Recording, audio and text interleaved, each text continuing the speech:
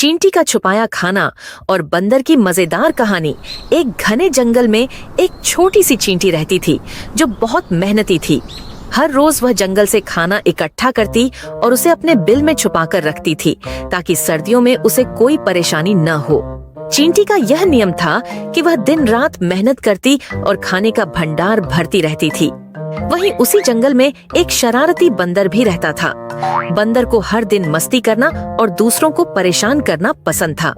मेहनत करने से तो उसे बहुत आलस आता था। एक दिन बंदर ने देखा कि चींटी लगातार खाना इकट्ठा कर रही है और उसे छुपा रही है। बंदर के दिमाग में एक शरारत सूझी। उसने सोचा, क्यों न मैं चींटी का सारा खाना चुरा कर मजे करूं। अगले दिन जब चींटी खाना इकट्ठा करने के लिए बाहर गई, बंदर ने मौका पाकर चुपके से उसके बिल में घुसकर सारा खाना निकाल लिया और उसे एक पेड़ की ऊंची शाखा पर छुपा दिया। उसने सोचा, अब मुझे कुछ भी करने की जरूरत नहीं है, सारा खाना मेरे पास है, मैं आराम से इसे खाऊंगा। जब चींटी वापस आई तो उसने देखा कि उसका सारा खाना गायब है। वह हैरान और दुखी हो गई। उसने चारों ओर ढूंढा लेकिन उसे कुछ भी नहीं मिला। चींटी समझ गई कि जरूर किसी ने उसका खाना चुराया है, लेकिन वह कुछ कर नहीं सकी।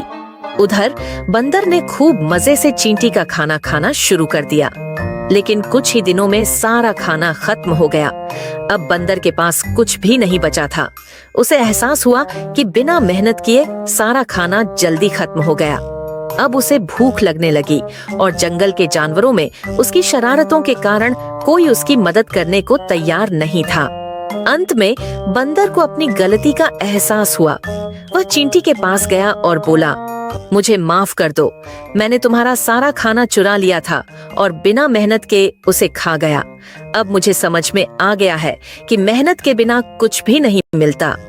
चींटी ने बंदर को माफ करते हुए कहा, मैं तुम्हें माफ करती हूँ, लेकिन याद रखना, मेहनत का फल सबसे मीठा होता है। अगर तुम मेहनत से अपना खाना जुटाओगे तो उसकी कद्र करोगे और वह